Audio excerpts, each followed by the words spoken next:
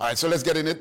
Political scientist, professor, Dr. Bishtu Raghunath. Good morning and welcome. Good morning. Yes, ma'am. Good to have you. All right, so now that the election season, well, it is not over because we are yet to have the Prime Minister should be sworn in today. Just guide me as to what is required of the newly elected party, the UNC. You must have your Prime Minister and your Minister of or your Attorney General. Walk us through what is the process going forward. Well, the process going forward is simply that the president should have gotten by now a letter from the EBC simply stating that Kamla Prasad Bisesta's party would have won more than 21 seats. And to that extent, the president will then invite the prime minister elect to be sworn in. A cabinet in Trinidad and Tobago, according to the Constitution, is comprised of at least a prime minister and an attorney general. So what we normally see is that these are the two first appointments made by the prime minister. So the prime minister will normally try to get sworn in by the president, at least the attorney general today, or whenever the prime minister is sworn in. At the same time, the attorney general is sworn in. The prime minister, however, has the option of simply saying, well, look, I'm going to work with my entire cabinet or the majority of them. So we could start the business of running the country almost immediately. So if the prime minister so desires, the prime minister could bring several other ministers with her to the president's house, and we could have the swearing in of all the various ministers that the prime minister may want to swear in as we start the day. So that's the context in which we go forward from today. Mm-hmm. Very good. All right. So let's look at the general election. Obviously, 26 seats for the UNC, 13 for the PNM, and 2 for the TPP. What, in your view, would have contributed to the victory? We saw on the last end Jeremy, former Attorney General, climbing the platform. We saw Iowa George singing "The People Want Kamla." Bravo and the other, celebrities, so to speak, jumped on the bandwagon of the UNC. Did that contribute significantly, or was it the whole strategy going forward for the UNC campaigning machinery? Well, I would say that neither of those. As a matter of fact, I will not say that definitely having those celebrities and so on singing and praising the UNC and Kamla and whatever else did not make much of a difference. And I say that based on the fact of the data that we have coming to the fore. The data that we have coming to the fore is simply that the electorate, from the electorate that we were given by the EBC, 334,000 people would have voted for the UNC. Bear in mind that in 2020, they had about 320,000. So it's not that big a stretch to say that they have gotten a lot of people to cross the floor, bearing in mind that the electorate would have expanded to some extent and grown to some extent. So what we saw here was not people moving across to the UNC in any big number. The campaign that they ran, yes, it was a good campaign. It was a nice, catchy tune. Everybody wins. But and more importantly, the strategy as how they went out on the field, that was important to determine how they win. But I would say that I'm not taking anything away from all of that. But I'll say that the PNM lost the election, not the UNC, because 100,000 people who voted for the PNM in 2020 refused to go out and vote for the PNM this time around. Very good. All right, I'll come into the PNM just now, but I want to go deeper into the seats that the PNM or the UNC would have made inroads in. And one, that Tunapuna seat, of course, Roger Alexander won that, more or less didn't even have a month to campaign, but was able to secure that seat. Julian John, Couva North, with Michaela Pandey, of course, a strong Pandey community, and you would think the legacy of the father would have secured her seat. However, that was taken by the UNC. And some other key seats. Let's speak to those inroads that the UNC made in the stronghold, so to speak. Arima with Foster Cummins or La Hoqueta. Let's speak to those three seats in particular. Okay, so no, well, in fact, those are not the ones to really be mindful of. I mean, and I'll tell you why I say that. Those are what we will call marginal seats. And in my context of marginal seats, those were seats that the PNM won in the last election with less than 2,000 votes. The difference between the PNM and the UNC in those three seats.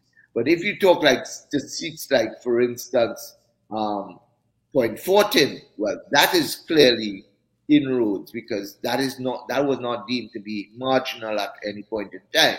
So to Labre. So that's the context in which, but if we come back to those marginal seats, Foster Cummins himself admitted on the night of the election that he lost the seat because key polling divisions, which were normally supported the PNM, those people just didn't go out and vote. And is that the reason? That could possibly be the reason. Well, not could. That definitely is the reason why he would have lost. In Tunapuna, however, we don't have the clear numbers for Tunapuna yet. But in Tunapuna, Roger Alexander made inroads into a lot of areas. And he actually went out there, and people saw him as being probably part of the solution to the crime problem that we have in Trinidad and Tobago at this point in time. Because clearly crime was and remains the most important determining factor for people and their safety.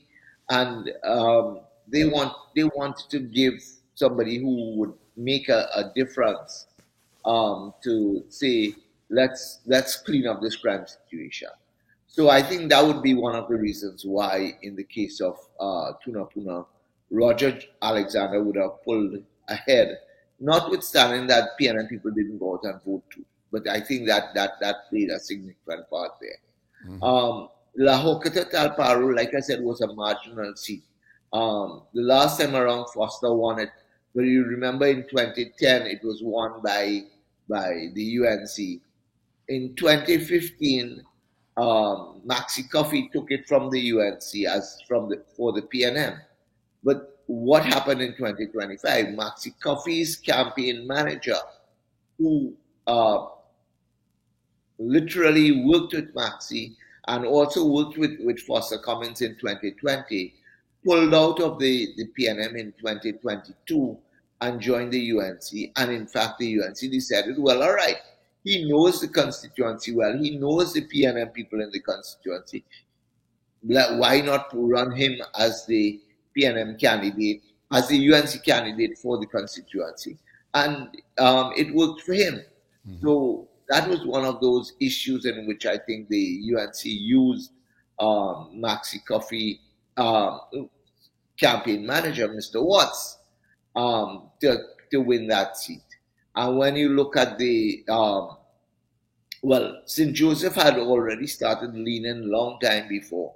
What was interesting, for instance, was that the Toco Sangre Grande seat, that too went across to the UNC, as well as the San Fernando West, which were deemed to be marginal. So what the UNC did was to make sure that they won all the marginals, which the PNM had hoped to take, to keep in those that they had, as well as to take some from the UNC. They weren't able to do that.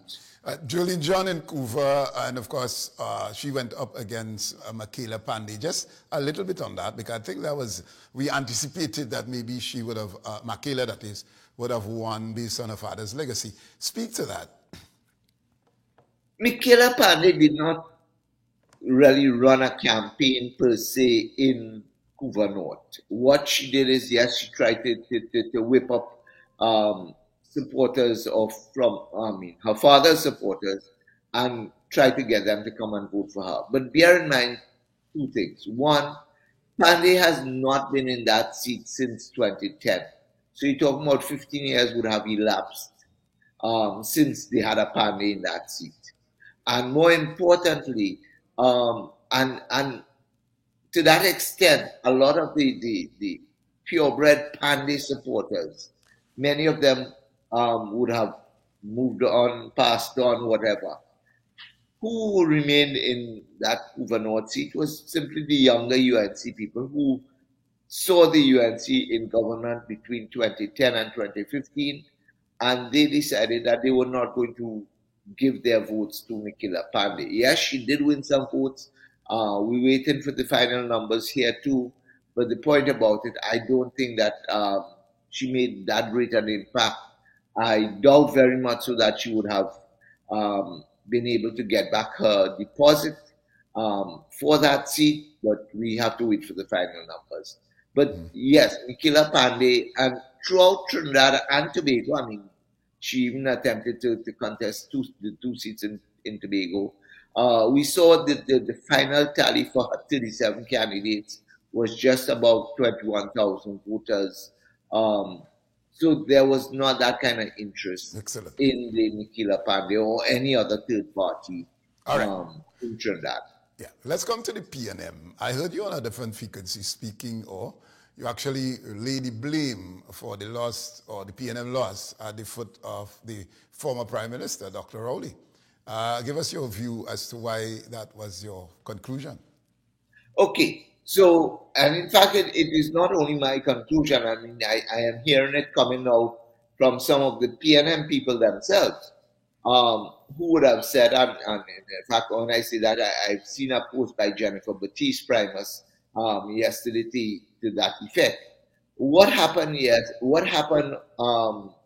in January and in when as soon as Peter Rowley decided that he was going to hand the party over to Stuart Young, there were concerns even within the PNM. One, and in fact it was raised and it was forced to be brought to General Council and so on, that the divisions within the PNM, even their parliamentary caucus level, had severe divisions. Many people saw it as simply that Peter Rowley did not give the PNM people a chance to select their leader. Some PNM supporters, and I mean, even in their general council, would have suggested that had the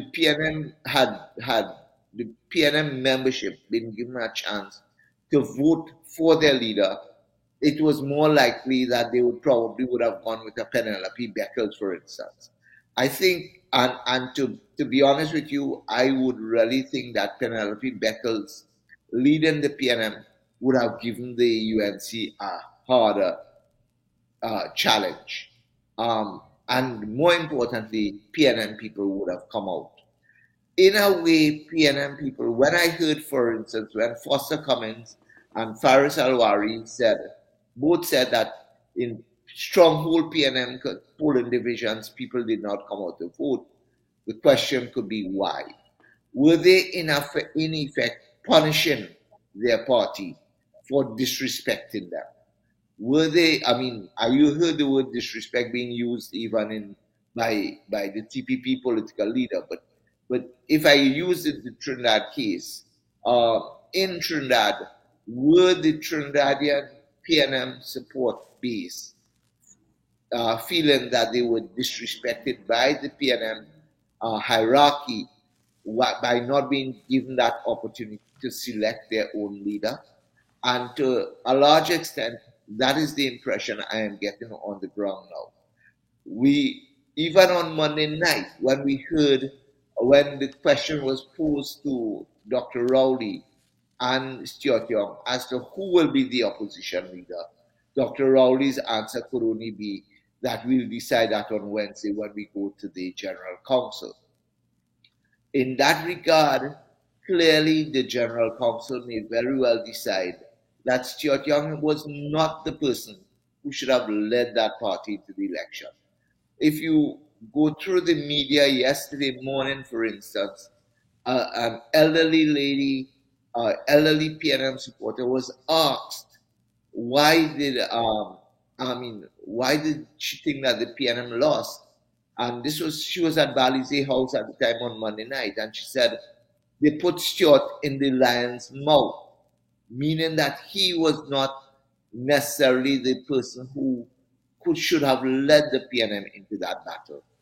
And more importantly, the fact that the PNM, at least Dr. Rowley insisted that they will go into that fight with a dual-headed leadership where, yes, I am giving Stuart Young to be Prime Minister, but I'm holding on to that power, that position of political leader. In that context, you are saying, well, I'm giving you, but I'm taking it back to some extent. I'm not giving it all. And that in itself, to me, again, was disrespecting Stuart Young and the leadership of the PNM and the membership of the PNM. So to that extent, I lay the blame for this political defeat and the mere fact that 100,000 PNM supporters refusing to go out and vote in this election falls at the feet of Keith Rowley. Mm-hmm. All right. So, and clearly, and there are other contributing factors that we could look at. Definitely there are, but yeah. But I just want to, come to the place where the PNM is going to go into opposition, and the question of who the political leader is. You mentioned that had it been Penelope, maybe the PNM would have stand a better chance. All right, so now they are going to decide on who the opposition leader should be.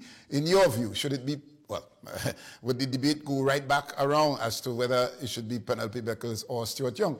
Who is best suited at this point in time? Well, clearly, I will not say who is best suited. That's something for the PNM to say as to who they think is best suited to lead them. The mere fact that Stuart Young took the party into an election and lost so badly would tell several people in the PNM, well, maybe he's not the man to lead us. So clearly, we may need to look within the remainder of the party. I mean, will it be Penelope Beckles? Will Brian Manning, for instance, come in with that Brian Manning's name in the same way we talk about Mikila Pandey? Would Brian Manning be one of those who would now be considered? Because his father had taken the PNM when it was at its lowest ebb to the tree and brought it back into government 5 years later. Will it be Brian Manning? Will it be Penelope Beckles? Well, Foster Cummins is no longer in there. We know that Emil Brown is not in there. I am probably almost certain that Colman Burt may find himself in the same situation that Stuart Young finds himself in. And I mean, we are in Trinidad, and we have to understand the ethnic and racial dimensions too. And that is also going to play a part. So we can't run from it. And all right, so, let's go now to the, sorry. All right, let's go now to the two Tobago seats. The intent by the political leader, Mr. Farley Chavez Augustine, was to use the two Tobago seat as bargaining chip. However, the UNC would have secured 26 seats, given them the majority, and not necessarily, well, let's bring the two Tobago seat, does not have the value as was anticipated by the Chief Secretary going into this election. They are, they're just there as the two seats to add to the parliamentarians going into this new parliament. The relationship that should be accommodated between the UNC and the TPP, there was denial that there was any accommodation prior leading up into the election, although we heard voice notes and so on saying that there's a relationship between the UNC and the TPP. Let's speak to that. What is required now of the UNC in accommodating these 2 seats in Tobago? Or should there be the standalone, as was purported by the Chief Secretary, to bring the Tobago issues, particularly the Tobago self-governance matter? Bring that into perspective. Well, the thing about it is that 2 seats is 2 seats. You have to make sure that your 2 seats actually work for you. And being standalone doesn't necessarily mean that you're going to get the support of the government. And when I say the government, the majority in the parliament. So I think it will be necessary now for the TPP to engage the UNC and says, well, look, let us form some sort of accommodation where we'll give you critical support in the parliament, and we will lump our 2 seats with your 26. So we'll make it 28. That gives you a clear 2/3 majority. Mind you, this is the challenge. Even with the 28 seats that the TPP and the UNC in the parliament, that does not give them that 3/4 of they needed another 3 seats. So they don't have that additional 3 seats, but they would have needed another 3 seats in order that the UNC and the TPP on its own could have amended the constitution to give Tobago what Tobago wants. So effectively, yes, Tobago will have their 2 seats. The 2 seats could work effectively with the government in the hope that they could now help the government in drafting the particular legislative changes that they would like to see come into Tobago and for Tobago's autonomy. And in that regard, bearing in mind what the PNM had said from even before, when in 2024, when the bills were defeated, the constitutional amendment bills were defeated in 2024. Even if they take things out of that bill and put it in, so the PNM will have absolutely no reason to object to it, then we could probably get the autonomy bills for Tobago actually passed, and the constitutional amendment, which is the requirement. So it'll be in the interest of Tobago and the 2 Tobago parliamentarians to enter into some sort of accommodation with the UNC at this point in time, in order that they get the proper drafting of the bills, as well as the legislative changes that they would think that they need, in order that they get Tobago on its own autonomous path. So that is something that I think the TPP will really have to discuss. I mean, if they go with a standalone position, that does not give them any real negotiating power. But if they go with the UNC and says, well, all right, fine, we're not joining with you, but we are going to give you critical support and be your critical partner in the process, that is what. Yeah, but and you got that impression when Afali made his victory speech, talking about the 2/3 majority and will have their way in the parliament. But we watch to see the outcome. All right, let's speak to some of the promises that was offered by Kamala Persad-Bissessar leading into this election and the realistic. Let's approach it. Let's speak to how realistic those promises are. Number one, the 50,000 jobs. Number two, the Petrotrin, reopening of Petrotrin. And so let's speak to those 2. And of course, no property tax. Well, 3, that's true in 3. Speak to each of them separately as to how realistic these things are. All right. So the realistic part of the no property tax, if the government decides, well, all right, fine, let's start with that one. I mean, what we know from the data that we collected, that was collected last year, it was suggested that about just under $100 million, I think, was collected in property taxes. So can the government do without that $100 million in this year 2025 going forward? Bearing in mind that the majority of people, I believe, would not have yet paid property taxes.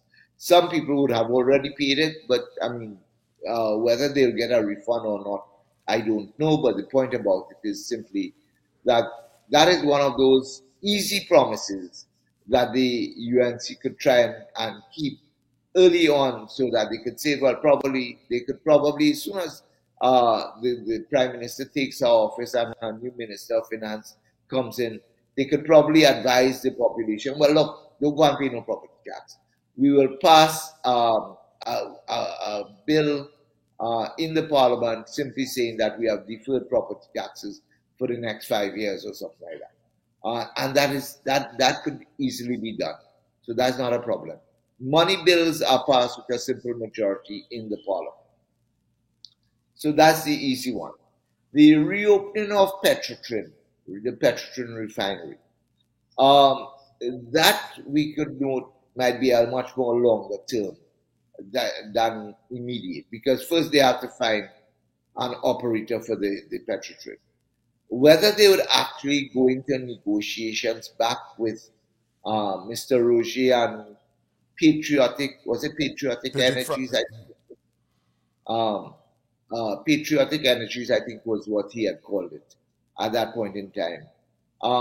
To get Mr. Roger, to get that startup company to go into that refinery, that might very well be the way they may go. Now, I have been told, and I have no evidence to back it up, but I have been told that there have been, even ever since the closure of the refinery in 2015, it was not necessarily mothballed per se, but the maintenance work have been continuously been ongoing at the Petrotrin refinery, so that whoever comes in there does not need that amount of lead time to reopen the refinery.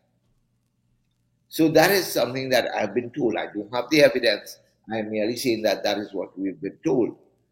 If, however, that is actually the case, then once you get your systems in place, and then you will have to get your systems in place to go one step further, because we are not producing enough oil to allow that refinery to run at its potential.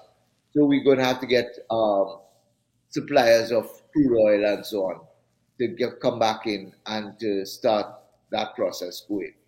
So that is something that maybe in the short term, well, not in the short term, in the medium term, and when I say medium term, probably within a year or 2 years, we could probably see the Petrotrin refinery up and running again.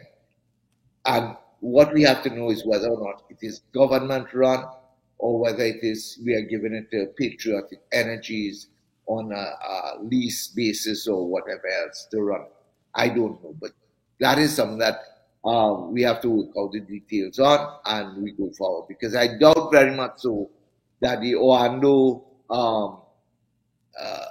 deal that the PNM was trying to get coming through with them will go forward, because that would have been selling the refinery if I got it right, as opposed to this one where the manifesto pledge, I think, was reopen the refinery in the name of Trinidad and Tobago. All right, I want you to skip, I want to go, in the interest of time, we could talk the 50,000 jobs, but I want to go to one of the offers to the population is a stand your ground policy, where guns would be given to law-abiding citizens according to the promised on the campaign trail. One commentator or analyst said that would be increasing the crime or murders in this country. Give me a perspective on that kind of offering to the population that seems very appealing to those who like the sound, empty the clip kind of soundbite. Give us a perspective on how dangerous it is, if it is at all, in your view, And should it be a promise that she needs to keep? Well, it is a promise that she needs to keep because she's actually been campaigning on that for more than 2 years, 3 years. What we know, however, is that it is a promise to keep. The challenge, however, is that there are provisions within our constitution and our laws that would kind of impact upon how you deliver on that promise. In other words, nobody can give you guns just like that. You have to apply for it. It has to go through the process of the police vetting you and ensuring that you are qualified and both mentally and psychologically as well as physically able to man those weapons. So those are some of the things that we would probably have to see make changes being made in the law if we are going to fast track giving guns to everybody or whoever wants it. But clearly the current laws say that is only when the police commissioner approves your license that you could get a gun. So herein comes several of the issues that as we move into that realm. First, we have to get we have to get a police commissioner in office because we right now have an acting police commissioner, one. Two, we don't know when the Police Service Commission will actually come up with a proposal to go to Parliament to get a police commissioner in, and so on, and whether or not the procedures and policies would be in place or put in place to fast track that process. Mm-hmm. Secondly, there will be the other concern as to whether or not it is, how fast can we do these sorts of testing? You ask a correct question in saying, will it lead to more murders and so on? One of the critical factors in the police commissioner determining somebody's capability of getting a gun would be psychometric and psychological testing and so on, to know that man wouldn't take a gun and use it to shoot his wife and those sorts of things, because he is not of that proper frame of mind and those sorts of things. So those are the kinds of things that you now have to put in place. Maybe some of those things will also impact upon the previous question you had, the 50,000 jobs, because now you're going to have to employ more people, for instance, in who are you going to be doing the testing and so forth. And that, I cannot get away from the 50,000 jobs because clearly, for instance, a lot of the manifesto promises would redound to that. So, for instance, when they talk about having doctors making home visits to the elderly and so on, we have a lot of young doctors in Trinidad and Tobago who are unemployed. If you're going to employ them, all of that will add up to your 50,000 jobs. Okay, all right, good. Yeah. So, all right, I get you. But let me just quickly, speak to that whole question. And is it this stand your ground concept or initiative, and I'm calling it that, is that an approach to deal with the crime problem? And is it a quick fix? And is it really a quick fix? Or is it going to, as I said, add to the mayhem? Somebody needs to challenge that idea, Dr. Raghunath, because it clearly, in Trinidad and Tobago, sober, righteous thinking, it's alleged, the officers would have rented their guns out. These are responsible people who have rented, alleged, to the criminal element. Who is to stop a private citizen from renting their guns out to make a hustle? This is the reality that we live in. This is Trinidad and Tobago, Dr. Raghunath. I am not getting that people are concerned about that promise. Well, that is true. I mean, you said this is Trinidad and Tobago. We know how things operate here. And that is a critical concern. And as to whether or not, and this is why I said it is not necessarily something that we may want to say that will happen very quickly, but it will happen, and it may not happen in the first year or second year. by which time, hopefully, what the government would do is try to use other mechanisms and put other mechanisms in place so as to try to get that stand your ground, try to get the crime situation under control. I noted, for instance, a few days before the election, not Philip, Roger Alexander putting out a post saying, well, look, we're going to use various sorts of technology now to deal with the crime situation. So we're going to get number plates that you could identify, and we're going to use facial recognition and those sorts of things. Now, if you're going to go to those sorts of other mechanisms and measures, that may help in determining where we go for and how we go forward in this one. Excellent, and I spoke about that as well. All right, Dr. Raghunath, we want to thank you for being with us, and of course, always a pleasure having you, and we'll chat again. Thank you, sir. It has been